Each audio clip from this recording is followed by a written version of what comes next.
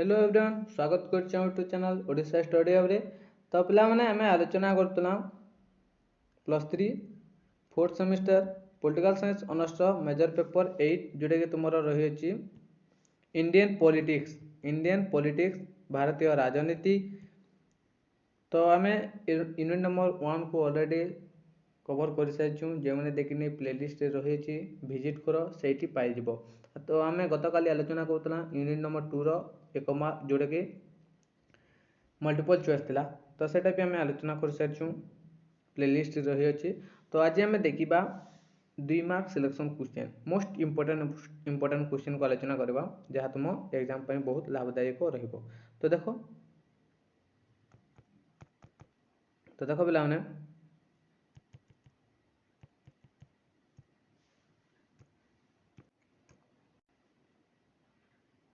एटा पिला देखो unit number 2 जोड़े कि परिचय राजनीति 1 आइडेंटिटी पॉलिटिक्स रही अछि। तो तीनोटी चैप्टर रही अछि राजनीति रे जाति एवं जातिर राजनीतिकरण दलित एवं पछुआ वर्ग बुझिला दलित एवं पछुआ वर्ग आउटे रही तुमर जनजाति आदिवासी संवैधानिक व्यवस्था पंचम षष्ठ अनुसूची विकास और विस्थापन जंगल अधिकार आईन एटा रही आउटे चैप्टर रही तुमर लिंगगत विषय लिंग गणतांत्रिक अनुष्ठान गुड़िक महिला मान अंशग्रहण प्रतिनिधित्व बुझला। तो ये जो एक मार्क रही देख यहाँ को आम काली आलोचना करते मल्टीपल चॉइस। तो आज आम 2 मार्क देखा जोटा कि धर्मनिरपेक्षता अर्थ कौन भारत में धर्मनिरपेक्षता सहित जड़ित थिबा दुईटी एटा सब जो रही ये जो रही सब 2 मार्क एटा सब आलोचना करबा इंपोर्टेंट बुझला।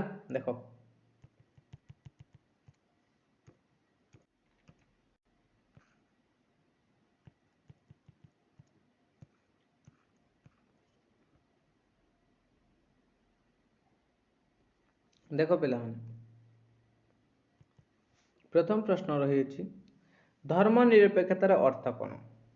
तो धर्मनिरपेक्षतार अर्थ होची राष्ट्र कौन निजस्व धर्म नहीं राष्ट्र कौन धर्मर निजस्व धर्मर नहीं यह समस्त धर्म को समान सम्मान प्रदान करता है एवं कौन निर्दिष्ट धर्म को प्राधान्य दे न थाए। तो धर्मनिरपेक्षतार अर्थ होची राष्ट्र कौन निजस्व धर्म नहीं तार कौन निजस्व धर्म नहीं यह समस्त धर्म को समान और सम्मान प्रदान करता है एवं कौन निर्दिष्ट धर्म को से प्राधान्य दे न थाए बरं समस्त धर्म को से समान सम्मान प्रदान करें किए धर्मनिरपेक्षवाद। नेक्स्ट देखिबा परवर्ती प्रश्न भारत में धर्मनिरपेक्षता सहित जड़ित दुईटी सांविधानिक व्यवस्था उल्लेख कर। तो भारत में जो धर्मनिरपेक्षता सहित जड़ित थिबा दुईटी सांविधानिक व्यवस्था होची जे अनुच्छेद 25 दिया जाइए। देखो पिला माने अनुच्छेद 25 जोटे कि समस्त नागरिक को निज पसंदर धर्म ग्रहण करने अधिकार दिज्व और पालन और प्रचार कर स्वाधीनता रही। नेक्स्ट रही अनुच्छेद 15 रे धर्म वर्ण जाति धर्म वर्ण लिंग वैषम्यता और जन्मस्थान आधार रे जो कौन से पातर अंतर करा नहीं बुझेगा। तो जाति धर्म वर्ण लिंग भाषा ए विषय सब जो पातर अंतर करा नहीं।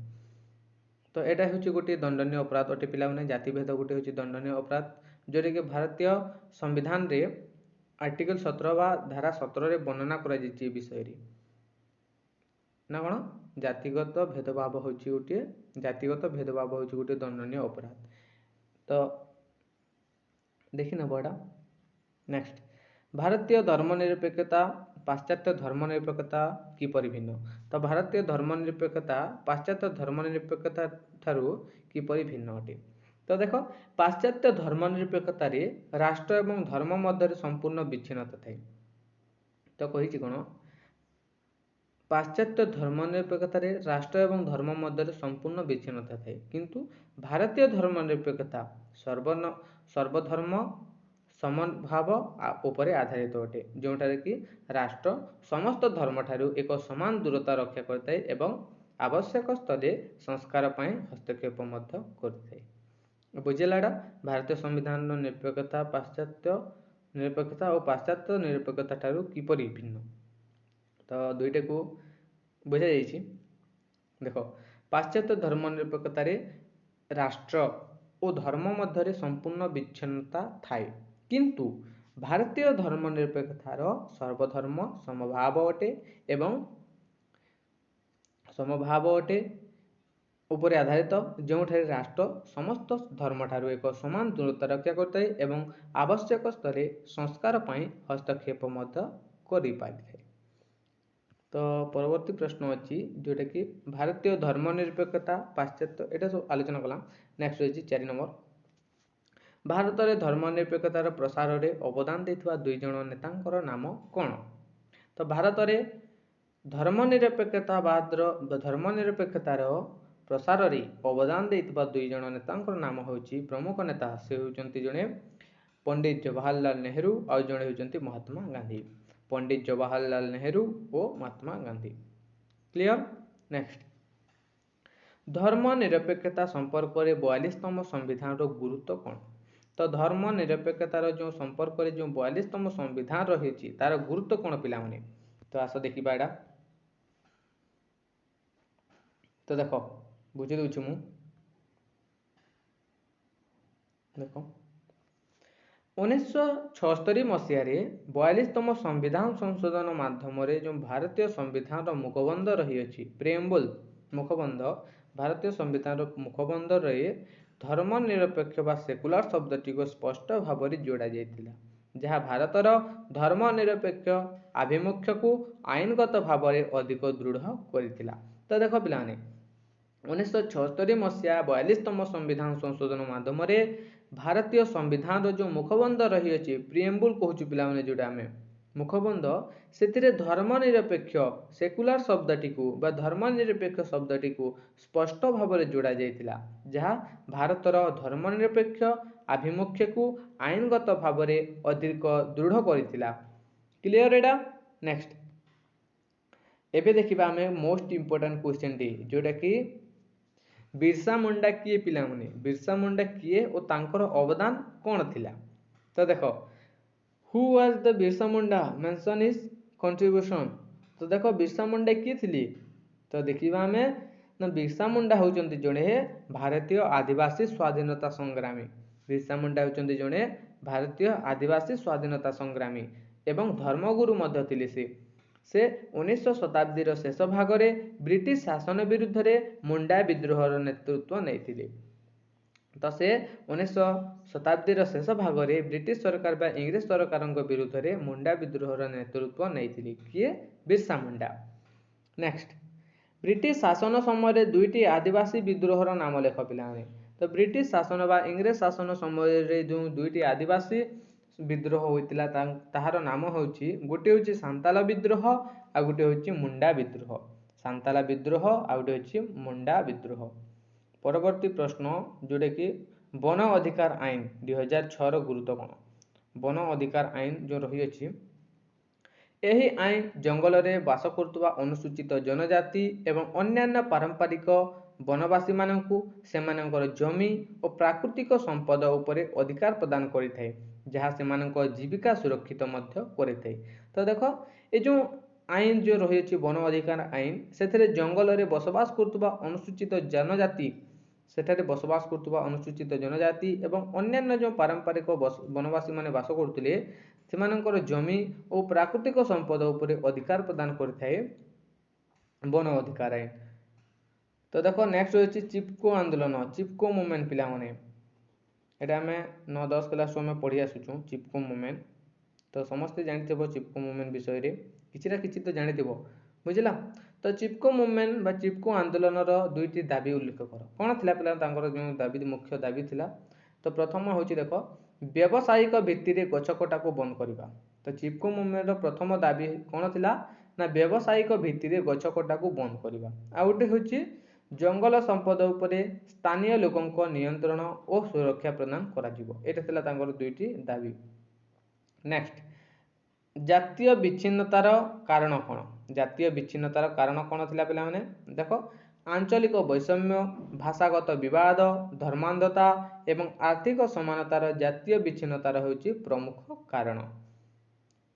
नेक्स्ट महिलांको उन्नति रे ଇଭଡେଲ को भूमिका कौन थिला महिलांको उन्नति रे इवडेल तांकर भूमिका कौन थिला पिलाने देख महिलांको शिक्षित करिबा महिलांको शिक्षित करिबा एवं सामाजिक कुसंस्कार विरुद्ध रे सेमानंकु सचेतन करिबारे सहायक होइतिले इवडेल